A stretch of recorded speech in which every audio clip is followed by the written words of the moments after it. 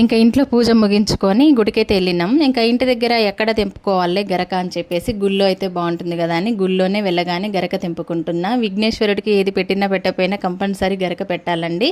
21 పూసలుగా తీసుకొని అయితే నేను ఒక కట్టగట్టి విఘ్నేశ్వరుడి దగ్గర పెట్టిన అనమాట. ఇంకా అక్కడ నేను గరక తెంపుతుంటే మాకు తెలిసినక్క షూటింగ్ జరుగుతుందా అంటుంది. తప్పదు కదా అక్క, ఏం చేయాలి చెప్పండి, ఇది కూడా ఒక జాబే కదా. ఇంక ఇందులో జాయిన్ అయిన తర్వాత కంపల్సరీ మన డైలీ రొటీన్స్ వీడియోస్ అయితే పెట్టాలి కదా అంటే అవునులే కానీ కష్టపడాలంతే అంటుంది అక్క.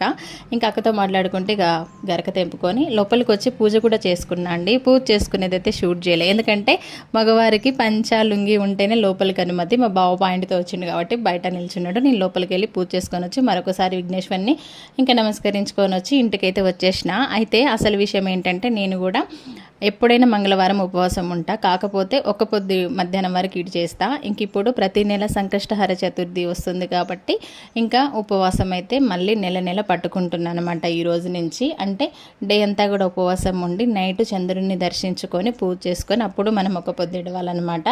అలా అనమాట. ఇంకా పొద్దున్న నుంచి ఏం తినలేదు ఏం తీసుకోలేదు కాబట్టి ఇంటికి వచ్చేసి కొన్ని పాలు వేడి చేసుకొని తాగి మళ్ళీ నా మిషన్ వర్క్ అయితే స్టార్ట్ చేసుకుంటున్నా అండి. మళ్ళీ ఈవినింగ్ పూజ చేసుకున్న తర్వాతే నేను ఏదైనా మళ్ళీ ఫ్రెష్గా వండుకొని తినాలన్నమాట.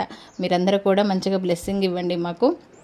ఓకేనా ఫ్రెండ్స్, మా వీడియోస్ కనుక మీకు నచ్చితే లైక్ చేసి నాకు సపోర్ట్ చేయండి ఫ్రెండ్స్. బాయ్ మరి.